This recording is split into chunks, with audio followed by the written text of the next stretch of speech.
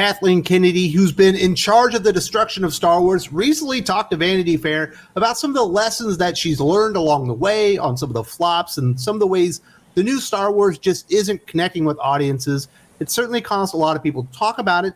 One of those people was the EIC from Bleeding Cool. Her name is Caitlin Booth, and her article titled "Lucasfilm Has Learned the Wrong Lesson from Solo, a Star Wars Story," I thought was interesting, but I think she learned the wrong lessons as well. And here to talk to me about that is a big old Star Wars fan and a comic book writer, or an editor, one of the writers from season 4 of Young Justice. How you doing, Aaron Sparrow?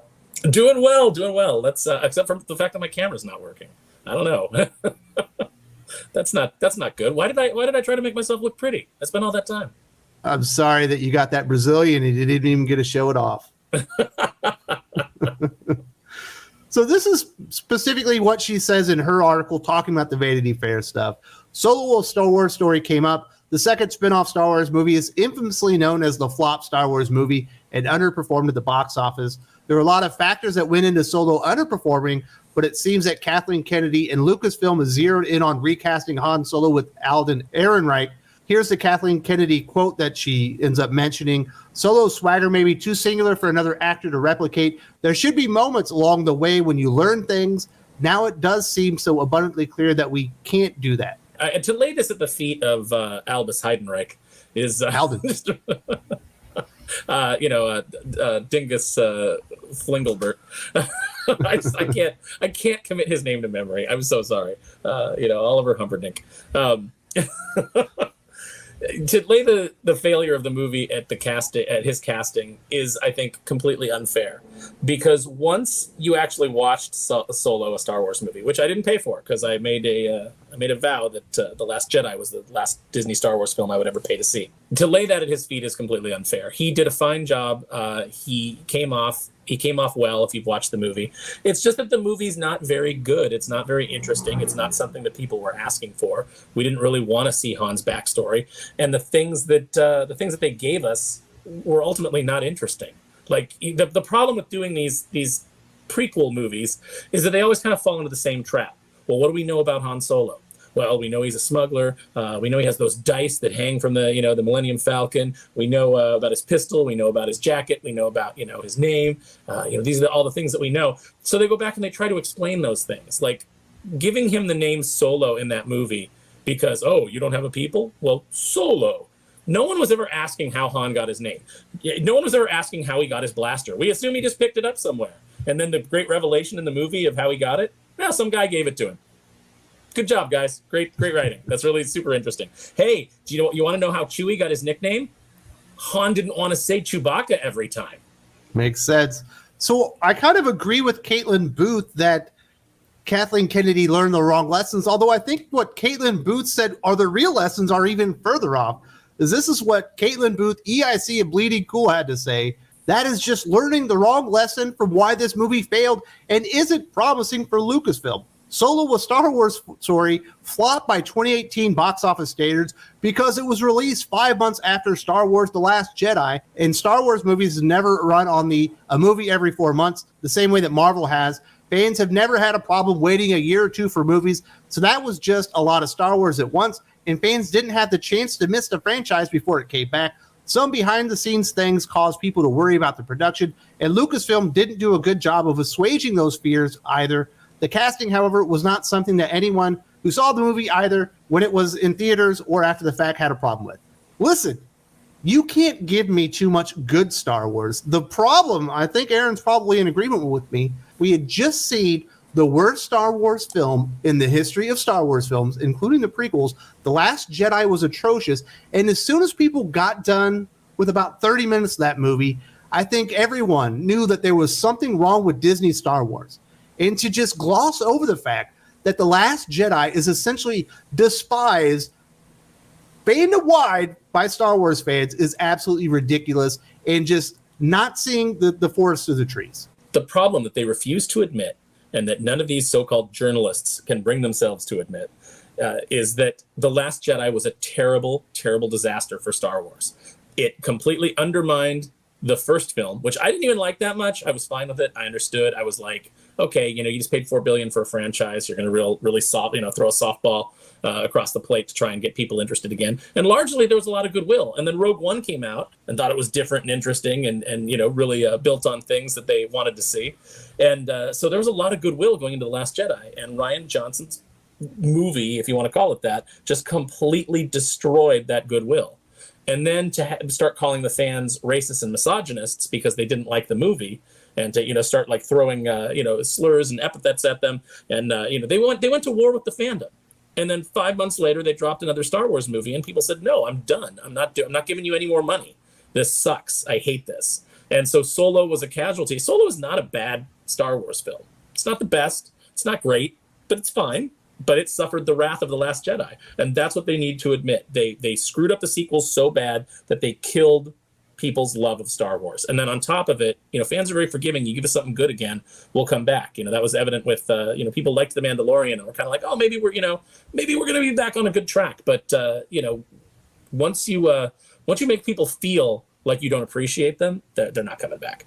Well, and I don't think people felt all that appreciated, with the Boba Fett series. Sounded like that kind of bombed out with audiences. And I love Obi-Wan Kenobi. He's one of my favorite characters in all of fiction, one of the great heroes out there. And I like Ewan McGregor as Obi-Wan Kenobi, but after The Last Jedi, after watching the season of The Mandalorian, which I don't think are all that good, I think they're bearable. And with what happened with Boba Fett, I don't even want to watch that. And that's one of my favorite characters of all time. If Boba Fett is one of your favorite characters, do not watch that show. That show Obi-Wan. And Obi-Wan. Yeah, no, and Ewan McGregor's great. But we all know what's going to happen. We know he's going to be a side character in his own show. And that, it's already, pretty much out there that this show is not about him. It's about this female inquisitor. So we're going to get that. We're going to get that again. We're going to get the bait and switch. And people are just, people are done with it. I mean, there's Star Wars fans that'll always go back. There's the fans that are in that abusive relationship where, they're like, but they said they really love me and they said things are going to change. And they go back. Unfortunately, I don't think that things are going to change. And Kathleen Kennedy can't admit the real errors, which is she doesn't understand Star Wars. She doesn't understand story. She can't work with directors, that aren't yes men that kind of like give her what she thinks is good. But that's not what Star Wars fans thinks are good. There's nothing in The Last Jedi that Star Wars fans were clamoring for.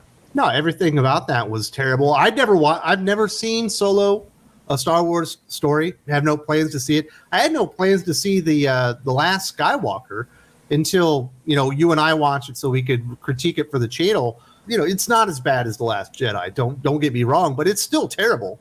Like it's Phantom Menace bad. It actually, like, a lot of people feel like it's worse because it tries to do so much. But the reason that it's so bad is because it's trying to course correct from the first film and wipe away the stink of The Last Jedi. There's just way too much pressure on that movie. Were there ways to kind of like save the franchise or those versions of the characters? Maybe, but it would require so much work that you would have to end the movie on a cliffhanger and then start a new trilogy. There just wasn't enough time in a 2-hour movie to fix all of the destruction that Rian Johnson wrought upon the franchise. You know what's crazy? You have this interview with Kathleen Kennedy talking about where they went wrong and admitting they made some mistakes, but not really recognize the real mistakes. You have Caitlin Booth try to clear the air and be like, no, you missed the point. This is what... No, you're all missing the point. This information isn't secret. The fans were very vocal about what they hated about that movie and the lessons that could have been learned, but it seems to have gone right over everyone's head because they don't want to acknowledge that the fans were right. If Lucasfilm wants to get to the bottom of what went wrong with Star Wars, it's really simple. Putting Kathleen Kennedy in charge and giving her creative control is where Star Wars went wrong. I think there's even an interview out there where even Steven Spielberg's talking about how she was a glorified receptionist and couldn't do that right. I think I read that somewhere. So, it's one of those things where she got her hands on it and she wanted to put her mark on it. And we've seen multiple stories about that, like even like Galaxy's Edge, which was going to be original trilogy themed at Disneyland and at Disney World. And then she came in and was like, no, it should be based on the new movies. It should be based on the future, what we're doing now. Well, instead of building it upon the foundation that has held strong for over 40 years, you built it on this apocrypha that nobody really talks about except to say how much they hate it. These movies are not going to be celebrated in 30 years. The sequel trilogy is going to go down as a failure for all time. And she sunk the franchise with her terrible decisions. Wiping out the expanded universe was a terrible idea. And then she has the nerve to come around later and say, well, you have to understand, each one of these movies is a really tough nut to crack because, unlike Marvel, we don't have the source material. We don't have the comics and the novels and the blah, blah, blah. And it's like, Dark Horse has been publishing comics and Del Rey's been putting out novels for decades. You've got all kinds of stories. And Lucasfilm was overseeing all of it. They had to approve all the stories. Yeah. She's in charge of Lucasfilm. Yeah, exactly. You're in charge of Lucasfilm. How does this not happen? And they had a guy, they have a guy who's supposed to be the lore master, and unfortunately, it's Pablo Hidalgo, who has turned out to be a real piece of work. He really hates fans. He really does. He really does. And what's funny is that I had applied at Lucasfilm years ago for a similar position of kind of like overseeing lore and keeping things straight, because I knew so much about. I read all the novels, I read all the comics, loved all that stuff, and even back then, even bad Star Wars was good Star Wars. You're like, okay, so you got Jackson the Green Rabbit. This is really dumb, but you know what? It's still fun, and it's still better than what we're getting today. I will put Jackson the Rabbit up against Geode from the High Republic any day of the week. This is really what sunk Star Wars, and you can see it creeping into Marvel, and it's really got its hold really on Disney as a whole. These are vehicles for entertainment. These are vehicles for escapism, to show people a galaxy far, far away and things you could never really, a dream of. Sure, you can do some symbolism and have some analogies to things that are happening in our real world. But people go there for the entertainment. They go there for the escapism, the really cool characters, the cool set designs. But it's always about the character stories and their journey. And they just cast that to the side for the message, because it's now a vehicle to get over the message that Disney and Kathleen Kennedy want to put over. The problem is the message that's important to Kathleen Kennedy and Disney isn't important to Star Wars fans, and that's why it's rejected. Because you forgot about entertainment, you forgot about the characters, you sacrificed all of that to let me know that Star Wars is only for women now. And you kind of learn the lesson that it's not. No, women were always interested in Star Wars. It penetrated a certain amount of of the fandom and brought in female fans, and they were always there. And I get it. There's like that juicy demographic that you're looking at, and you're like, man, if we could get as many women interested in Star Wars as men, we'll be making even more money.